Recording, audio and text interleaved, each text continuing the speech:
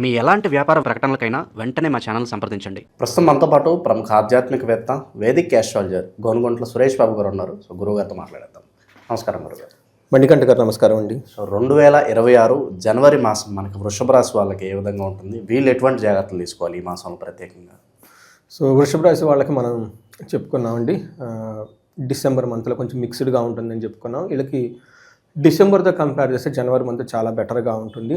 కొంచెం మిక్స్డ్గా ఉండే అవకాశం ఎక్కువగా ఉంటుంది. ఓకే, కబీ ఖుషీ కబీ కమ్లాగా కొంచెం ups and downs, sweet and salt and sour అన్నట్లుగా ఉంటుంది వీళ్ళకి వ్యవహారం.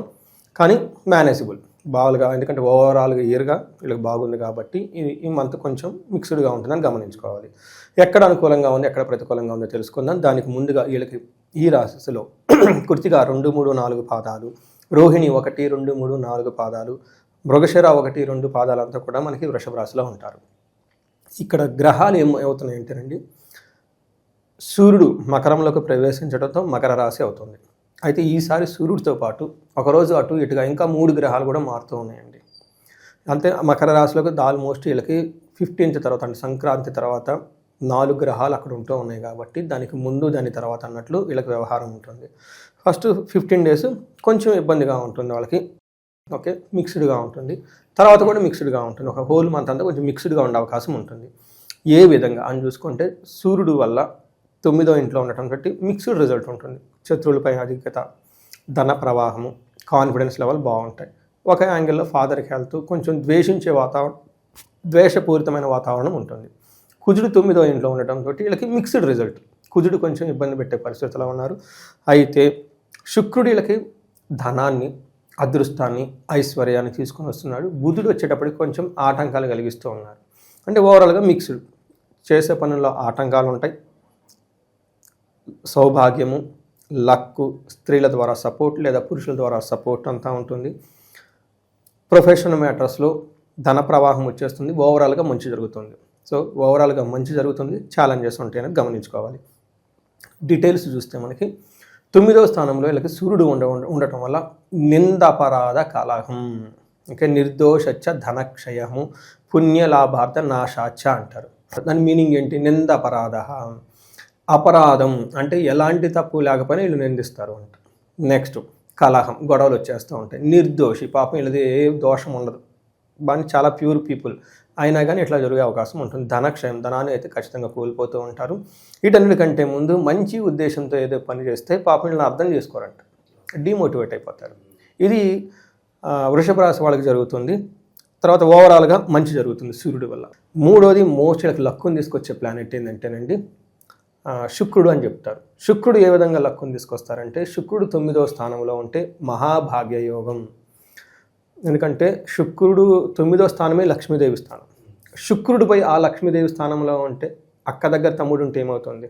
శుక్రుడు వచ్చేటప్పటికి మనకు వాహనాలు, బంగ్లాలు, poshness, richness, 5 star hotel, film stars, అందం, బ్యూటీ, అట్రాక్షన్, అది మొత్తానికి వీళ్ళకి అద్భుతంగా ఉంటుంది. వృషభం అంటేనే వాళ్ళకి అధిపతే శుక్రుడు అనమాట. ఈ శుక్రుడు మంచి పొజిషన్లో ఉండడంతో చక్కగా కలిసి వస్తుందని ఇది గమనించుకోవాలి. సో మనకేం చెప్తారంటే, సంస్కృతంలో మహర్షులు, నేను చెప్పింది కదా, వాళ్ళు చెప్తారంటే వస్త్రలాభం మంచి చేస్తారు, మహా ఆరోగ్యం అద్భుతంగా ఉంటుంది, గురువు భక్తి, గురువులో యందు భక్తి ఉంటారు. ఎప్పుడైతే చూడండి గురువులో యందు భక్తి ఉంటుందో వాళ్ళకి ధనానికి ఎప్పుడూ లోటు ఉండదంట. It's return. నెక్స్ట్ స్వధర్మకృత్, తన పనిని తను చక్కగా చేసుకుంటూ వెళ్ళిపోతూ ఉంటారు. అనుకున్న పనులన్నీ చక్కగా జరుగుతూ ఉంటుంది. పర్టికులర్గా లవ్, రొమాన్స్, బ్యూటీ, వీటికి సంబంధించిన వ్యవహారాలు అద్భుతంగా ఉంటారు.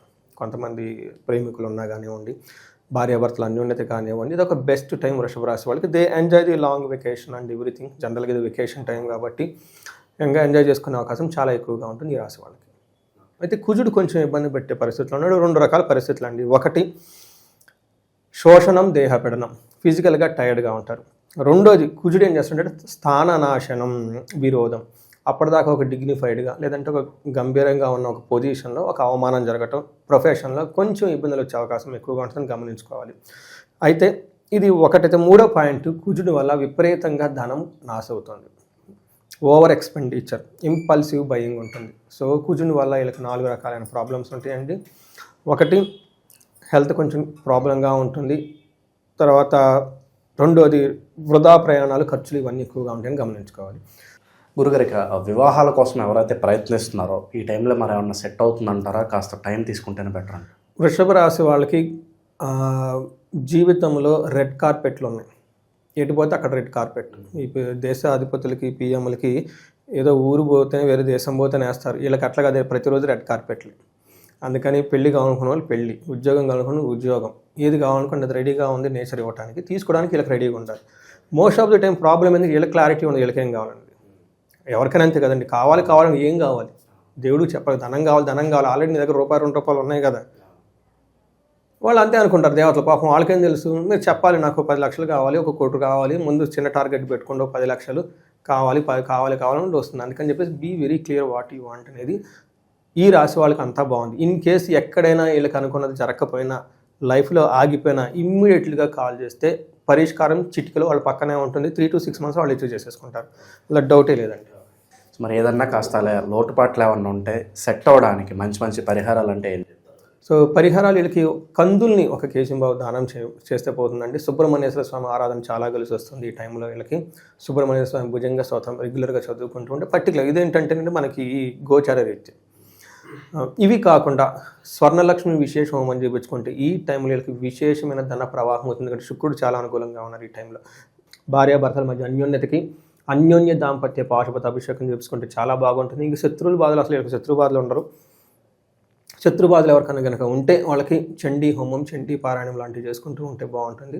దగ్గరలో ఉన్న క్షేత్రాలు, మంచి క్షేత్రం అట్లీస్ట్ 1 క్షేత్రాన్ని కనుక దర్శించుకుంటే చాలా బాగుంటుంది. ఆ క్షేత్రాలు కూడా దుర్గాదేవికి సంబంధించినవి కానీ, కుమారస్వామికి సంబంధించిన క్షేత్రాలు, శివ క్షేత్రాలు ఎక్కువగా దర్శించుకుంటే వీళ్ళకి చాలా యోగ్యతనిస్తుంది ఈ సంవత్సరం, ఈ మంత్లో జనవరి.